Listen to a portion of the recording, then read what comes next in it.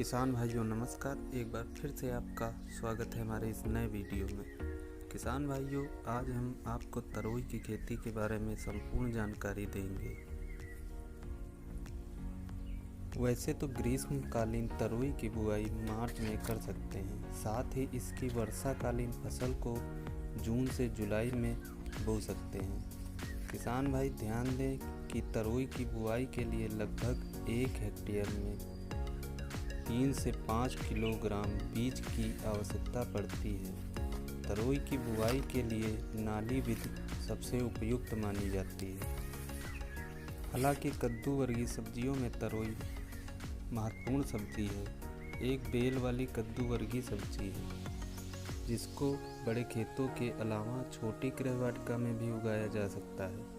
किसान भाई इसकी खेती ग्रीष्म, जायद और वर्षा खरीफ दोनों ऋतुओं में कर सकते हैं। तरोई को कई नामों से भी जाना जाता है, जैसे गिलकी, स्पॉन्ज गार्ड और नेनुआ जैसे नामों से भी जाना जाता है। तरोई की खेती देश भर के सभी राज्यों में होती है। चिकनी तरोई के कोमल मुलायम फलों की सब्जी भी बनाई जाती है, तो वहीं इसके सूखे बीजों से तेल निकाला जाता है। इसको कैल्शियम, फास्फोरस, लोहा और विटामिन ए का अच्छा स्रोत माना जाता है। गर्मियों के दिनों में बाजार में इसकी मांग बहुत ज़्यादा होती है, इसलिए किसान भाइयों इसकी खेती करना एक मुनाफे का सौदा है।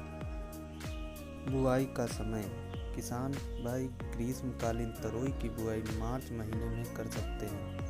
साथ ही इसकी वर्षाकालीन फसल को जून से जुलाई में बो सकते हैं। तरोई की बुआई की विधि के लिए नाली विधि ज़्यादा उपयुक्त मानी जाती है। अगर किसान इस विधि से बुआई कर रहे हैं तो खेत की तैयारी के बाद सबसे पहले लगभग 2.5 से 3 मीटर की दूरी पर 45 सेंटीमीटर चौड़ी और 30 से 40 सेंटीमीटर गहरी नालियां बनाकर तैयार कर लें। इसके बाद नालियों की मेड़ों पर लगभग 50 से 60 सेंटीमीटर की दूरी पर बीज की बुआई करें। ध्यान दें कि आपको एक जगह पर कम से कम 2 बीज लगाएं। तरोई की फसल में सिंचाई का प्रबंधन ग्रीष्मकालीन फसल की अच्छी उपज सिंचाई पर निर्भर रहती है। किसान भाई ध्यान दें कि गर्मी के दिनों में इसकी फसल को लगभग 5 से 6 दिनों के अंतराल पर सिंचाई की ज़रूरत पड़ती है। अगर वर्षाकालीन फसल है तो सिंचाई की ज़रूरत नहीं होगी। अगर बारिश नहीं हुई है तो खेत में नमी के लिए सिंचाई कर सकते हैं। तरोई फसल के फलों की तुड़ाई मुलायम अवस्था में कर देना चाहिए। अगर इसकी तुड़ाई में देरी होती है तो फलों में कड़े रेशे बन जाते हैं।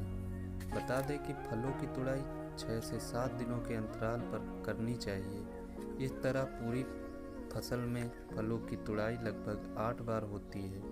ध्यान दें कि फलों का ताज़ा बनाए रखने के लिए ठंडे छायादार स्थान का चुनाव करें। किसान भाइयों, तरोई की अच्छी पैदावार के लिए इसकी अच्छी उपज, उन्नत किस्म और फसल की देखभाल पर निर्भर होती है। अगर इसकी वैज्ञानिक तरीके से खेती की जाए तो प्रति हेक्टेयर 200 से 400 कुंटल उपज मिल सकती है। किसान भाई अगर तरोई की किस्मों की बात करें तो श्री राम कंपनी की सुलेखा और लतिका किस्म बहुत अच्छी है। किसान भाई आज की जानकारी कैसी लगी हमें ज़रूर बताएं। धन्यवाद।